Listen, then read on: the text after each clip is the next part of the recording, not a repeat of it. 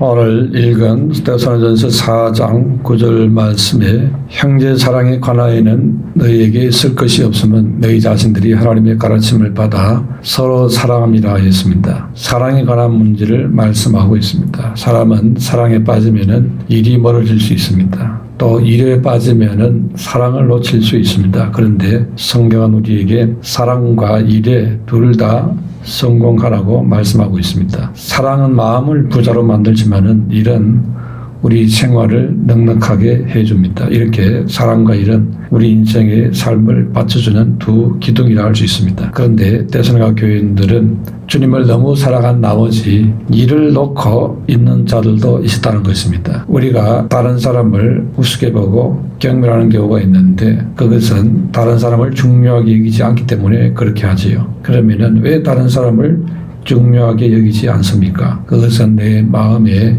교만이 있기 때문에 그렇습니다. 칼빈은 자신이 높아지는 교만이 생길 때에 형제를 중요하게 여기지 않는다 했습니다.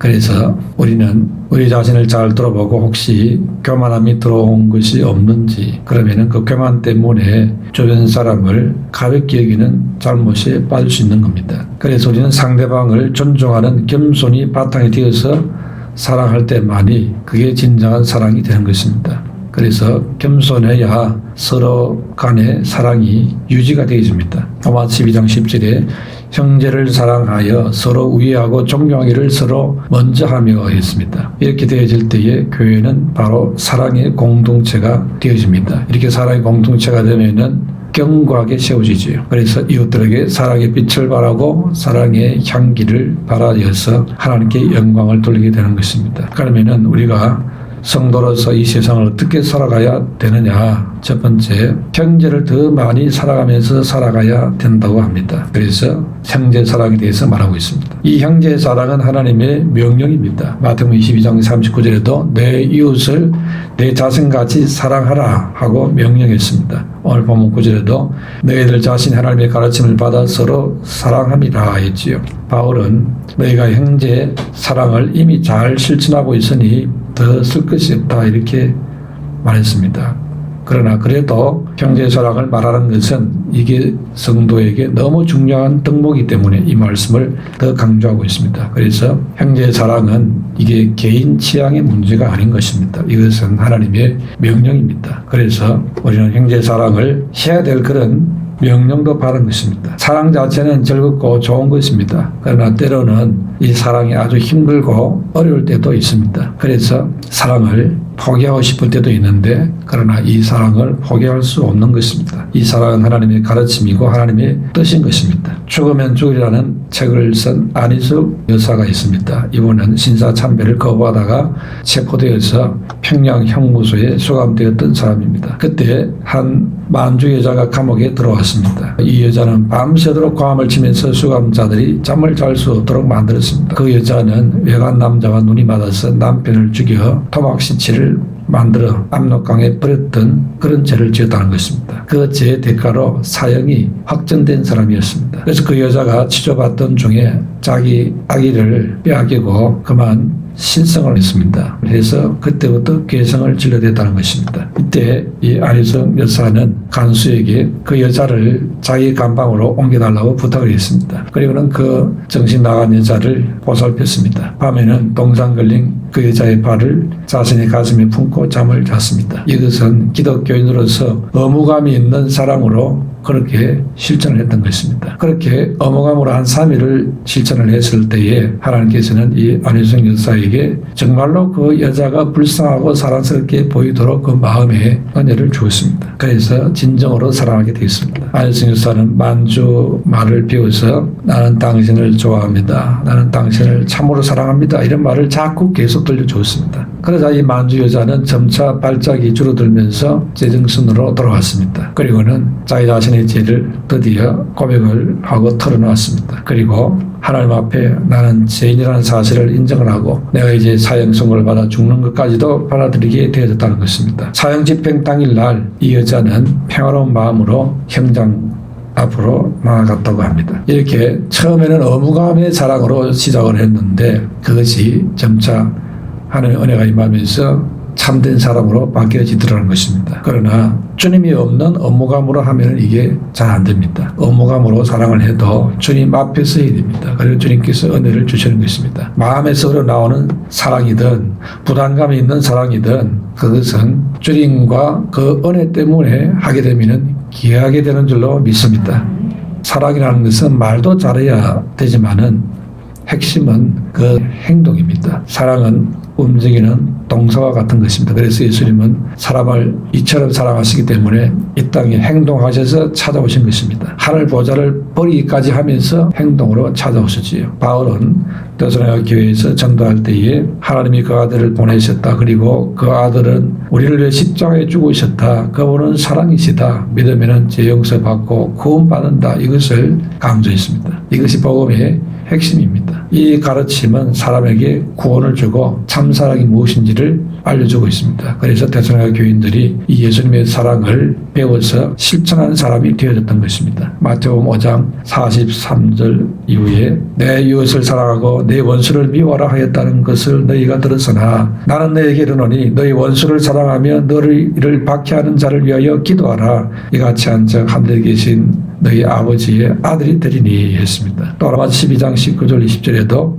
내 사랑하는 자들아 너희가 친히 원수를 갚지 말고 하나님의 진노하심에 맡기라. 기록되었으되 원수 갚는 것이 내게 있으니 내가 갚으리라고 주께서 말씀하시니라. 원수가 줄이거든 먹이고 목마르거든 마시게 하라 했습니다. 이렇게 하나님이 우리에게 주신 명령은 사랑하라는 것인데 이 사랑의 범위가 내가 좋아하는 가족 이런 사랑하는 것은 말할 것도 없고 심지어 원수까지도 사랑하라는 겁니다. 원수에게 먹이고 마시고 위해 주면서까지 사랑해라. 참으로 그 사랑의 범위가 대단히 큽니다. 이 정도까지 하기가 과연 쉬울까? 쉽지 않겠지요. 그런데도 주님께서는 이런 사랑으로까지 우리가 발전하기를 기대하고 있습니다. 우리 평생의 과제는 그래서 주님의 사랑을 내가 이루어 나가는 겁니다. 주님께서 우리에게 명령한 이 사랑이 단지 말하는 것처럼 그렇게 쉬운 게 아닌 것이죠. 아주 어려운 과제가 그 속에 들어있습니다. 주님이 하셨던 그 사랑을 나도 실천하게 하여 주시옵소서. 이것을 죽을 때까지 도전을 해야 한다는 겁니다. 그래서 아직까지 우리가 이 땅에 살고 있는 것이지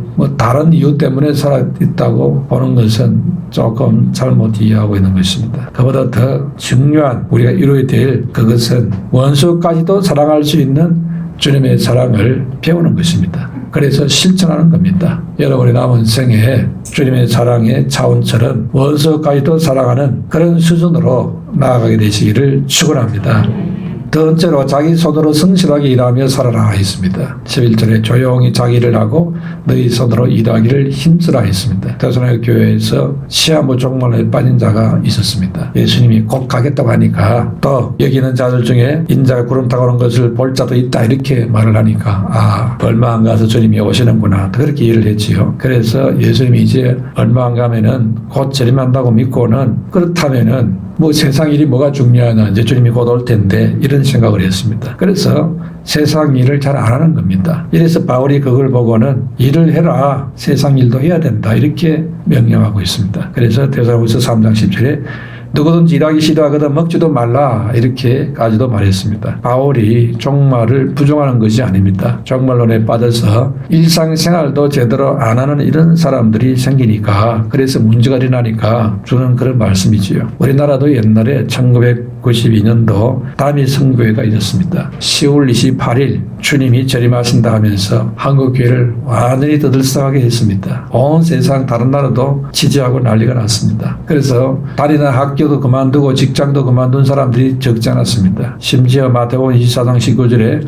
아이벤 자들에게 화가 있으리로다 이렇게 하는 말씀을 보고는 문자 그대로 해석을 했습니다. 그래서 낙태하는 사람까지 생길 정도였다고 합니다. 그래서 당시 다미 선교회 입구에 현수막을 붙였는데 우리는 먼저 갑니다. 장렬히 순교하세요. 천국에서 만납시다. 이런 거를 써놓고 아주 그냥 분위기가 들떠있다는 겁니다. 그래서 집단 가출을 하고 했습니다. 전라도 완주의 다미 선교에서 신도들이 간편한 옷차림 위에 모든 소지품을 불태우는 의식도 했다고 합니다. 이렇게 당시에 지상생활에 대한 미련을 다 버리고 결심하는 이런 자들이 많이 있었다는 것입니다. 그래서 한때 과연 정말 92년 10월 28일 예수님이 이제 재림하는가 하고 기존 교회들도 어쩌면 저렇게 확실히 있을까 하고 관심의 대상이 되었지요. 그런데 그날 밤 12시가 지나고 새벽 1시가 지나고 다음날 됐는데도 아무런 변화도 없었습니다. 그러고 나서 이것이